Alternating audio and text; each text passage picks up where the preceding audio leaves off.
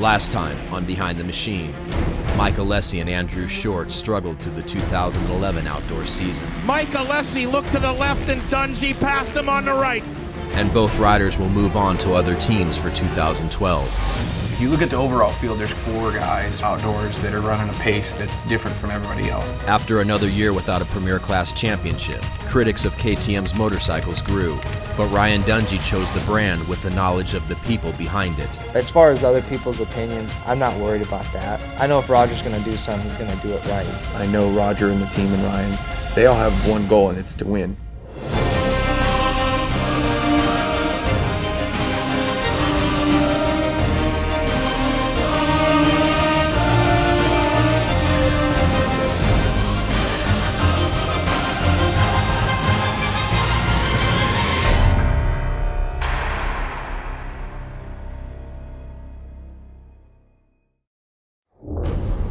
Two years ago, KTM brought in the winningest team manager in the sport and his team of technicians.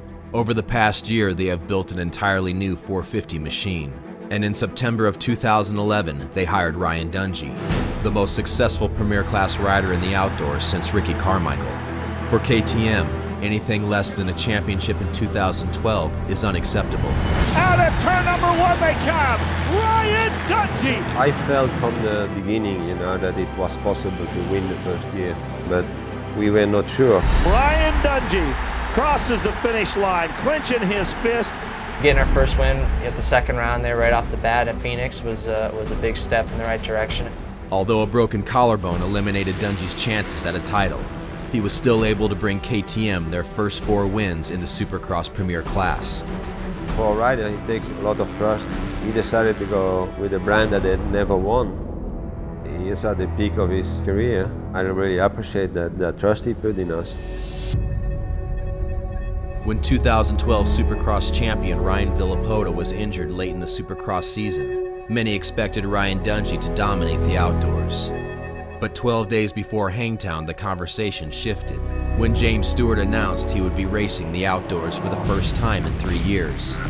Just like that, James Stewart, fastest lap of the day. The last time Stewart raced the outdoors, he was perfect, winning 24 out of 24 motos. And he marked his return at Hangtown with practice lap times that were 3 seconds faster than Dungey's. James, number 1. With a 2 flat? No, with a 159.4.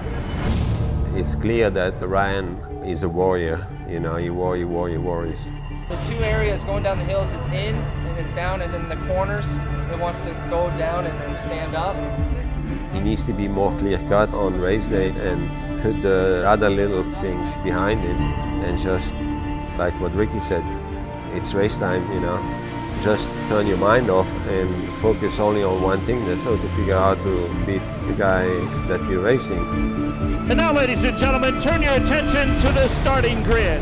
Say hello to the 450cc Moto riders. No one doubts Ryan Dungey's fitness in the outdoors. Matching the speed of James Stewart was the question he had to answer. Wow, out of turn number 1 they come, and it's Andrew Short atop the Honda, holding on to the number 1 ride, and Stewart onto the inside. James Stewart has jumped into the number 1 ride. Dungey running 7th right now. Not a way you want to start out the 2012 campaign. He tries to be so perfect. He makes a little mistake that everybody does 3 times a lap, and he gets pissed off at himself because he didn't do it right exactly the way he wanted, That's the negative side of a perfectionist. Dungey now holding on to the number 5 ride. He is all over the rear wheel of Andrew Short. Dungey has made the pass on Short. Here comes the number 5.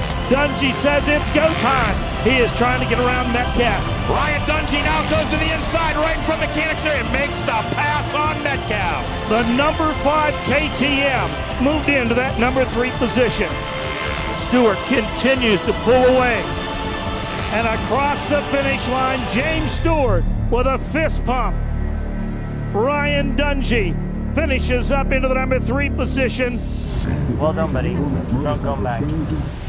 When he was coming up the hill, I counted like 9 plays, so I don't know what happened in this first couple turns, but not very good. During Stewart's perfect season, his average margin of victory was 20 seconds. When confident and unchallenged, Stewart is often unbeatable. After Stewart finished Moto-1 9 seconds ahead of him, Dungey could not afford to give one of the world's fastest riders another reason to believe. Ryan Dungey and James Stewart. Dungey goes to the outside. Tim, does he get the pass made before they come back into view? No. And James Stewart is right there. Stewart trying to get up alongside of Ryan Dungey, but Dungey continues to slam the door. Here comes Stewart. Stewart railed the outside. Stewart goes by Dungey. And now he's neck and neck with Alessi. He gets the pass made. Dungey now goes to the inside of Alessi. Dungey goes into the number 2 ride. The second moto in Hangtown, I felt good. I honestly felt sitting behind James like I had a lot more in me. Oh, and Stewart gets sideways. I wanted to go, and I tried to make a lot of stuff happen, and he'd always get the line. Dungey is not having a good day as he comes through these lapped riders. That opened up about a 4-second cushion. Yeah, that is unfortunate for the number 5. Dungey has been criticized often for his lack of aggression. He finished in second place 15 times last year. But Dungey also knows that he will have another 22 opportunities to silence his detractors. Stewart left Hangtown with the knowledge that the last time he started a season with 2 wins, he finished undefeated. Next time on Behind the Machine, the championship battle moves to round 2 in Texas and round 3 in Colorado. Here comes Ryan Dungey once again.